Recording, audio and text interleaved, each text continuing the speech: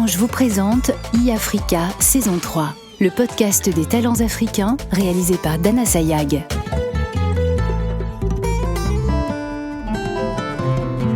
Le sport est à l'honneur cette année et dans cet épisode, vous allez découvrir le rider BMX nigérian Chirechukwu Undenkwere et le taekwondoïste ivoirien Cheikh Cissé.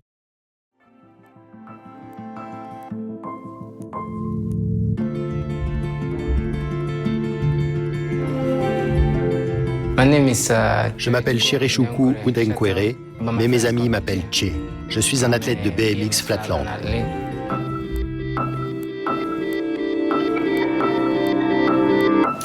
Bienvenue au Nigeria.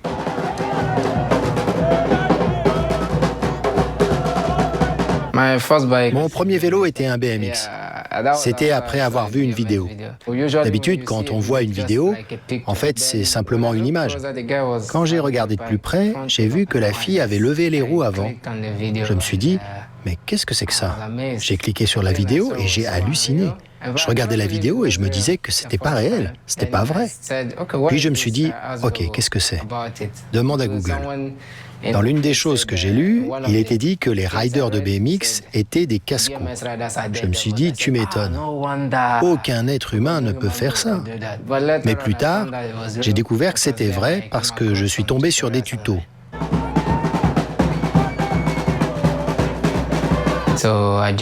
J'ai donc commencé à économiser pour m'acheter un vélo. Et j'ai eu ce vélo pourri d'un voisin.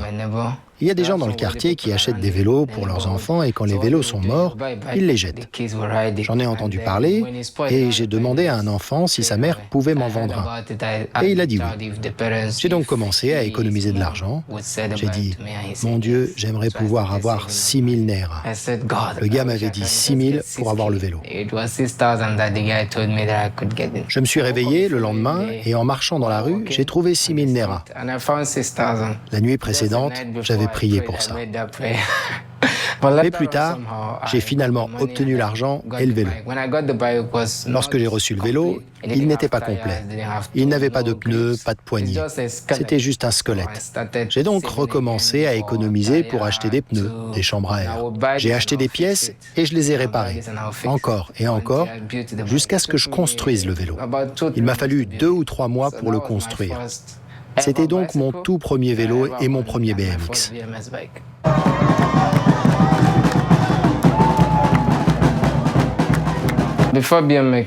Avant le BMX, je m'amusais.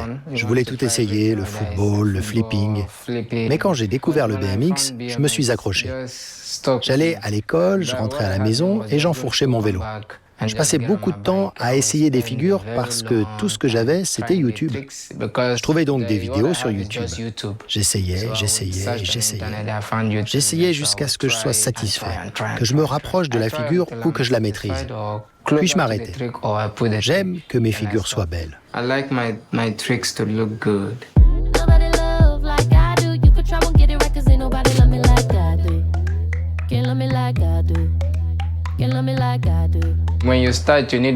Quand on commence, on a besoin d'une communauté. Il n'y a pas de communauté, personne ne fait de BMX. Je suis donc allé sur Facebook et j'ai rejoint le groupe Riding. J'ai posté des vidéos tous les jours parce que c'était la seule façon d'obtenir un vrai soutien. Par exemple, quelqu'un me disait « Ouais, cette figure était bien. Pourquoi tu essaies pas celle-là » Je postais tout le temps. Puis, Shane Hawk a vu la vidéo et a dit « Ce gars a besoin d'un vrai vélo ». Il a vu que j'étais passionné et intéressé par l'apprentissage des figures. Ils ont alors commencé à parler de m'acheter un vélo. Beaucoup de gens ont fait des commentaires sur la vidéo et beaucoup de gens voulaient simplement m'offrir un vélo digne de ce nom. Ils m'ont dit « Finalement, tu vas recevoir ton vélo ». Et effectivement, ils me l'ont envoyé. Le vélo est resté en douane pendant 3 mois. Ils m'ont appelé et m'ont dit « Votre vélo est là, mais vous devez payer 40 000 naira pour l'obtenir ». À l'époque, 40 000 naira, c'était beaucoup. Mark Locke a donc payé depuis le Royaume-Uni. Lorsque j'ai reçu le vélo, c'était un vélo neuf. Oh mon Dieu, regardez ça. C'est mon vélo, je suis la personne la plus heureuse du monde. Waouh, regardez l'emballage. Waouh, c'est ça. C'est mon vélo, je suis la personne la plus heureuse du monde. C'est ton vélo. Voici mon vélo. Nous allons faire du BMX un sport important ici. C'est le plus beau jour de ma vie. Je ne peux pas l'oublier. J'y suis arrivé. Au Nigeria, on dit que j'y suis arrivé parce que le vélo était plus léger, plus souple. C'était si facile de faire une figure. Alors le sentiment était tout simplement fou. Il m'a fallu un certain temps pour m'y habituer au vélo. Mais dès que je me suis habitué, boum, mes progrès ont décollé.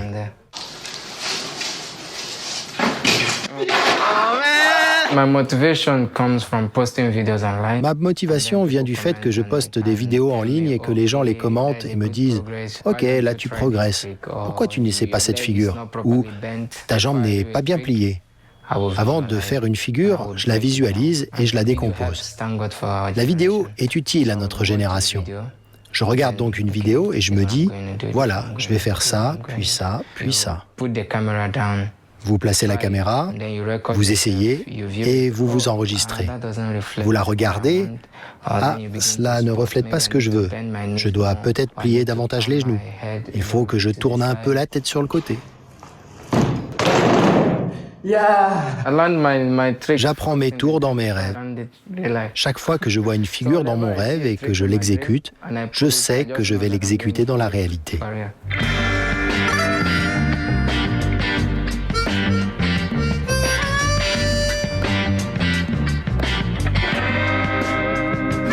Lagos est un peu le New York du Nigeria. Il y a de l'art à Lagos, il y a de la musique, il y a tout ce que tu veux. C'est très créatif. On y rencontre beaucoup de gens merveilleux et de talent. C'est ici que l'on devient quelqu'un.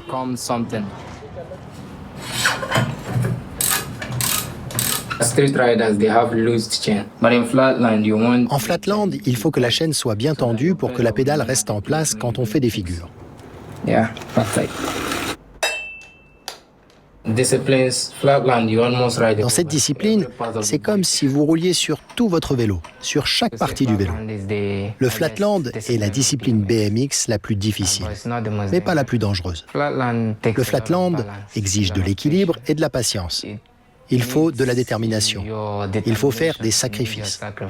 Les figures ne sont pas les mêmes que dans la rue.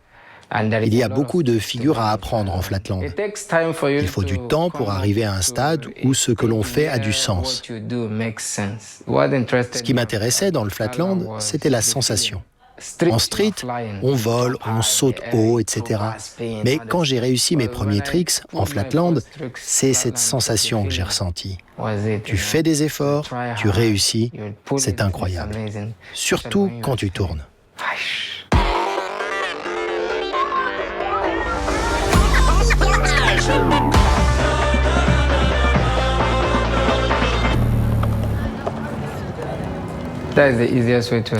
C'est la façon la plus simple de l'expliquer à quelqu'un qui n'est pas un rider de flatland. Le flatland, c'est comme le breakdance. C'est vrai parce qu'il y a beaucoup de rotation et que c'est très technique. Il y a des similitudes. C'est à la fois du sport et de l'art. Le flatland, c'est une question de flow.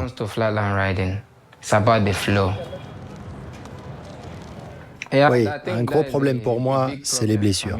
Ça me limite. Quand tu veux essayer une figure et que tu te rappelles que les soins médicaux coûtent cher et que je n'ai pas d'argent, alors ce que je fais pour éliminer la peur, c'est de décomposer les figures en étapes simples.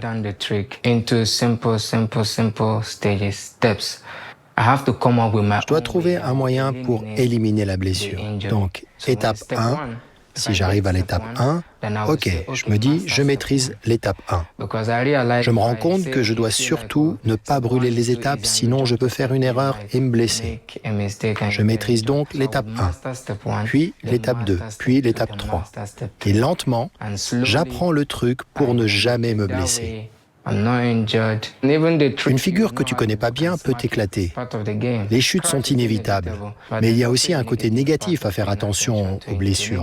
C'est que parfois, tu ne peux pas essayer les figures que tu veux essayer parce que tu as trop peur. Je pense vraiment que c'est mon côté sombre.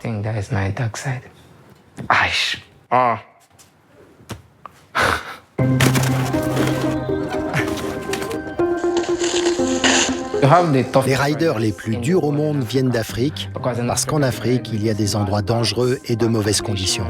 Nous roulons avec peu.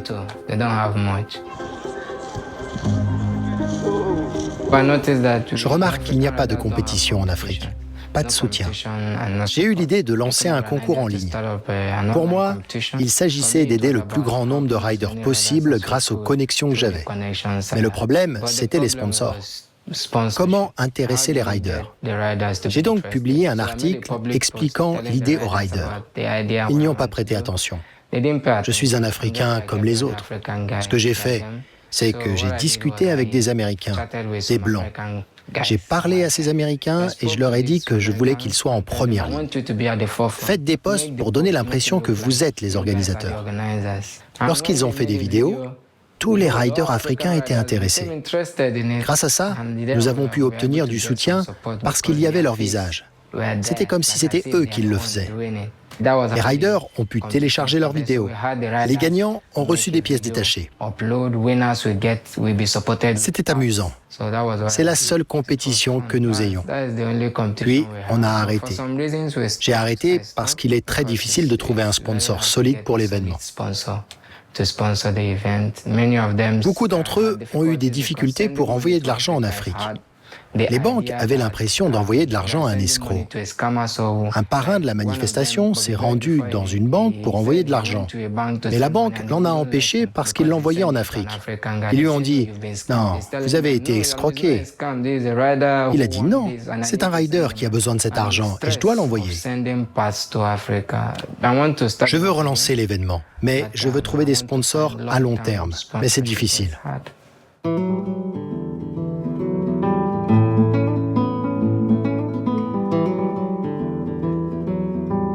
Je veux voir le BMX se développer en Afrique. Je dis l'Afrique et pas seulement le Nigeria.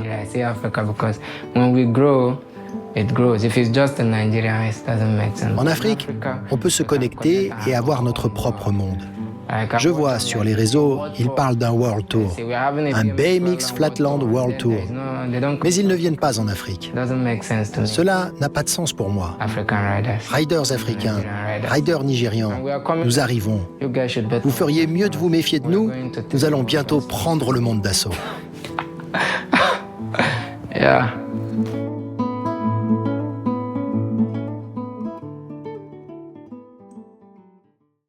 Palma de Majorque, Espagne.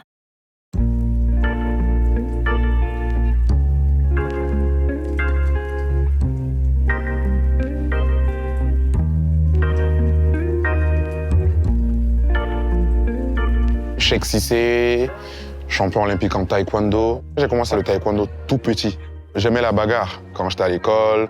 J'étais un peu j'étais même pas un peu, j'étais très turbulent. Ça m'a aidé aussi à me calmer mes émotions, essayer de me rendre plus sage. Et voilà, je pense que ça m'a été vraiment bénéfique ce sport-là. Avant même de commencer l'entraînement, on nous disait, voilà, quelles sont les valeurs du taekwondo. On nous faisait réciter. C'était comme une école, c'est une seconde école. En faisant le taekwondo, tu avais une certaine pression pour être aussi meilleur en classe. Après chaque trimestre, l'entraîneur devait demander quel rang tu avais eu en classe. Il faut être super sage. Il ne faut pas se battre dans la rue. Il faut respecter ses parents. Voilà, je me rappelle en plus. C'est toute une autre école et je pense que c'est super important. Quand tu viens d'une famille musulmane, voilà, il y a beaucoup de pression, le père qui est un peu sévère. L'éducation est très stricte. Et donc, voilà, quand on arrive au taekwondo, c'est un peu pour nous un plaisir de se défouler. C'est un peu le petit côté qui m'a un peu plu dès le départ. Mon maître aussi, depuis le bas âge, il était très sévère. Donc, j'avais la pression des deux côtés, mon père à l'école. Et donc, il fallait vraiment voilà, être meilleur partout. Pendant l'année scolaire, il y avait des compétitions sur le plan national où je faisais même des résultats, champion cadet, tout et tout. Il y avait une compétition juste avant les vacances et j'ai gagné la compétition et après moi je suis allé en vacances. Et moi j'étais en vacances à Boaké et mon maître m'appelle « Allô Cissé, mais tu as été sélectionné pour aller au championnat d'Afrique ». Je dis « Ah maître, moi je suis en vacances. » Donc ils m'ont demandé « Non, si tu viens maintenant, avec ton passeport, tu voyages, tout et tout ». J'ai dit « Non, je suis en vacances, je peux pas ». Comme j'ai dit, on vient d'une famille musulmane où tout est strict. Donc quand tu as l'occasion d'être en vacances, il faut vraiment profiter. Donc pour moi, taekwondo, Madagascar, je pense que voilà, toute histoire a un début. Et je pense que c'était pas le début de l'histoire. C'était vraiment un jeu, je prenais du plaisir. Je partais, je faisais des combats avec mes amis, on se battait, voilà, et c'était dur, mais voilà. C'est vrai aussi, il faut vivre sa passion, il faut s'amuser, mais voilà, avec beaucoup de sérieux, parce que c'est un sport de combat aussi. Quand on s'amuse trop, on peut prendre des KO, il y a des KO qui existent, donc on reste toujours focus et voilà.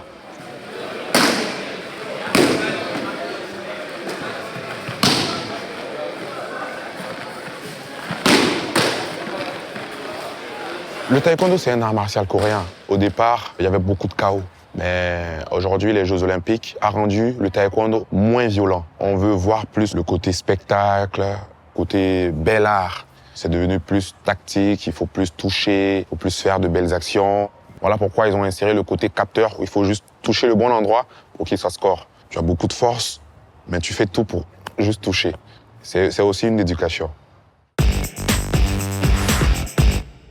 Le coup de pied au corps compte 2 points. Le coup de pied à la tête compte 3 points. Quand un athlète a la possibilité de faire un coup de pied difficile au corps, les arbitres lui donnent 2 points additionnels. Un coup de pied retourné, ça fait 2 points plus 2 points additionnels parce que c'est un coup de pied spectaculaire. La même chose à la tête. Les coups de pied à la tête sont 3 points. Mais quand je fais un coup de pied spectaculaire à la tête, 3 points plus 2 points additionnels. Il faut un déclic à tout. Et j'ai eu beaucoup de chance. Il y a mes entraîneurs qui ont vu ce truc-là en moi. Et voilà pourquoi j'ai eu un très bon encadrement. Je partais au foot, il y a mon entraîneur qui m'appelait à tout moment. Quel que soit l'endroit, il trouvait forcément un club de taekwondo. Et il me disait, va dans cet endroit-là, il y a un club de taekwondo où tu peux t'entraîner. Et moi, j'allais pour me recadrer. J'étais jeune, je m'amusais, je prenais du plaisir dans mon sport. Et il y a eu des gens qui m'ont dirigé. Et j'ai compris que voilà, il y avait quelque chose à exploiter. Et je me suis mis au travail, quoi.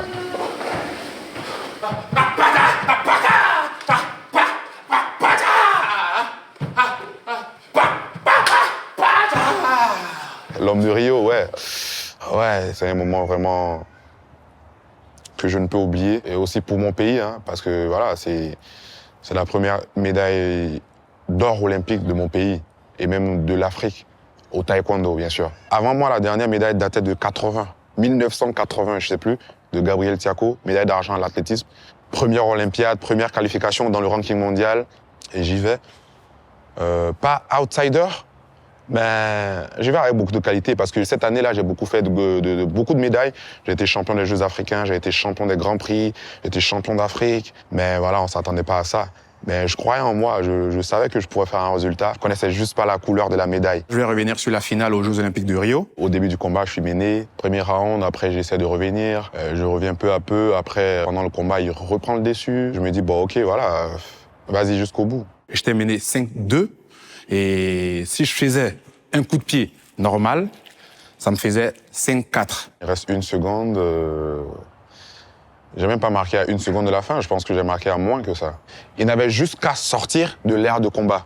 Et on le sanctionnait, il revenait, le combat était terminé. Mais je pense qu'il était un peu sûr de lui, donc il est resté. La seule manière pour moi, à 1 seconde pour gagner, c'était forcément un coup de pied spectaculaire, c'est-à-dire un coup de pied additionnel. Il avait la garde, hein, il avait tout. Le pied est passé là, coup de pied retourné, juste touché, 4 points. Ouais.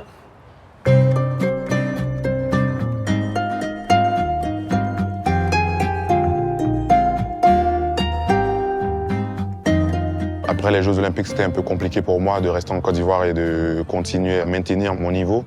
J'aime pas travailler dans un milieu où je suis à l'aise. Par rapport à la famille, il y a toujours des rendez-vous, toujours des divertissements. Allô, chèque, t'es où? Ça va? Mais viens, tu vois. Et c'est ce que je voulais éviter. J'ai préféré quitter le pays, être un peu plus concentré ici. Palma aussi, pourquoi? Parce que voilà, par rapport au climat. Ici, par exemple, du lundi au vendredi, entraînement matin-soir, c'est strict.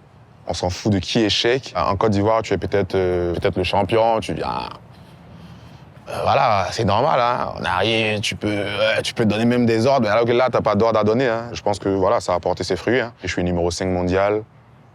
Je suis à la course pour aller à Paris. J'ai pour objectif de encore récidiver l'exploit et voilà, quoi. À un certain moment, je combats plus pour moi, je combats pour mon pays, je combats pour ces milliers d'Ivoiriens et après ça, tu pourrais être un exemple pour ces jeunes-là, pour qu'ils puissent voilà, devenir quelqu'un aussi voilà, comme toi.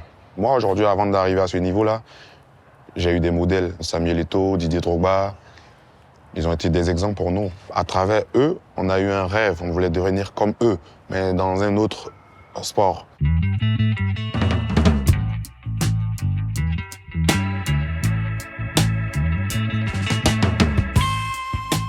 Je pense que vous avez fait attention que quand j'étais en train de m'entraîner, c'était comme une autre personne, comme si je suis en transe.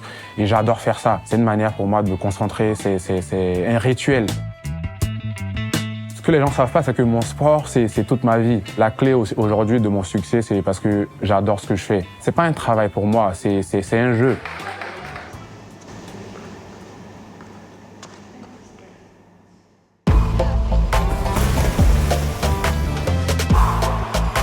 Orange vous a présenté Yafrika, le podcast des talents africains réalisé par Dana Sayag.